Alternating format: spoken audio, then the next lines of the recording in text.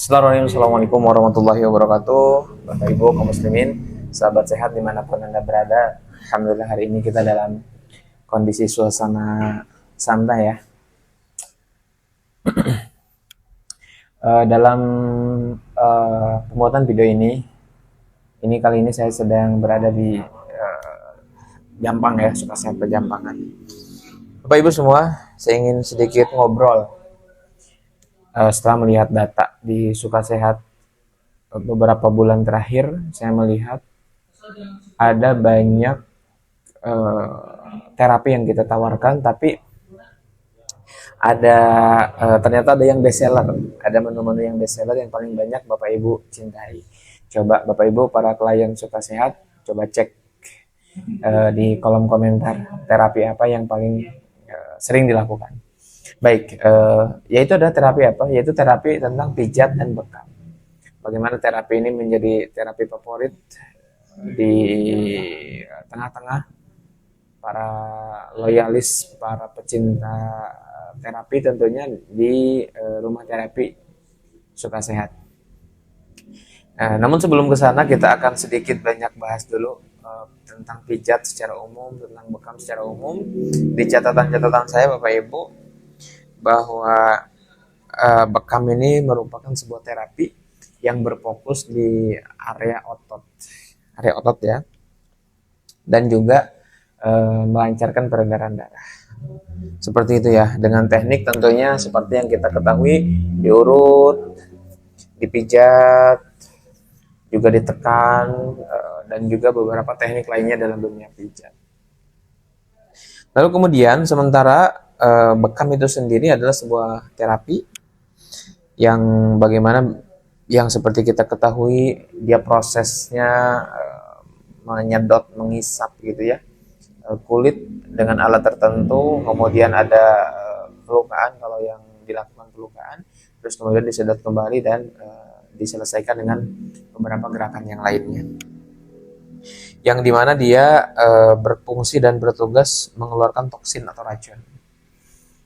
Seperti yang kita bahas, toksin atau racunnya seperti apa di video sebelumnya. Nah, si bekam ini bertugas mengeluarkan zat-zat metabolisme yang tidak diperlukan lagi oleh tubuh. Jadi perpaduan pijat dan bekam ini merupakan perpaduan yang paripurna untuk beberapa kondisi orang. Ingat, terapi best seller ini tidak cocok di setiap orang. Artinya ada juga Anda yang mungkin harus dibekam saja atau dipijat saja, dan banyak. Nanti kita akan bahas di video-video berikutnya. Nah, tentu sebelum ke sana kita harus tahu dulu manfaat pijat secara umum ini banyak terjadi dan banyak kita ketahui ya. Yang pertama, bagaimana pijat ini berfungsi mengurangi pegal dan nyeri otot. Pijat ini juga berfungsi membantu tubuh lebih rileks, tidur lebih nyaman. Dan segudang manfaat pijat lainnya, melancarkan peredaran darah dan lain-lainnya, banyak lah. Sementara bekam itu juga membantu melancarkan peredaran darah, mengurangi rasa berat di tubuh, dan memberikan sensasi lebih ringan setelah diterapi. Bener gak? Coba ngaku yang setelah bekam merasa kok enteng, dan komen di kolom komentar. Coba kalau Anda merasa lebih ringan setelah dibekam. Nah, secara sudut pandang holistik, Bapak Ibu semua, bahwa kesehatan itu bukan hanya soal fisik ya, tapi memang soal menyeluruh. Holistik itu kan semua hal yang terkait dengan tubuh kita. Terapi seperti pijat dan bekam sering dianggap sebagai pendekatan holistik, tidak hanya fokus pada gejala, tapi juga membantu tubuh kembali ke kondisi yang seimbang. Bahkan dalam tradisi tertentu, bekam juga dikenal sebagai bagian dari ikhtiar menjaga kesehatan secara alami. Betul, bahwa ada orang yang punya keluhan. Ambil contoh keluhan yang paling dasar, yaitu apa? Pegal-pegal. Habis perjalanan jauh, kecapean misalkan, maka enaknya tuh direlaksasi, dipijat. Selepas dipijat kan namanya perjalanan ya. Kita tidak pernah tahu perjalanan setiap orang. Mungkin dia dalam perjalanannya terlalu banyak konsumsi yang berminyak, yang mengandung zat-zat kimia, maka selepas itu efek nyeri badannya itu berlebih. Maka sebagai bentuk pengalaman atau empiris, orang setelah dipijat itu dibekam, maka efek yang ditimbulkan tuh dahsyat sekali di beberapa kondisi orang ya. Dan memang pengakuannya dari beberapa orang merasa lebih nyaman. Dan saya sendiri termasuk orang yang mendambakan itu. Jadi kalau saya sebelum dibekam itu dipijat dulu. Nah tentu nanti muncul pertanyaan, pijat apa nih Kang yang cocok, yang bagus, nanti di video berikutnya ya. Ini secara umum saya bahas. Namun perlu diingat bahwa bekam ini juga punya kontradiksi. Pijat juga punya. Jadi tidak setiap orang punya keluhan yang sama, di terapinya harus sama. Ada hal-hal yang memang akan disarankan oleh terapis.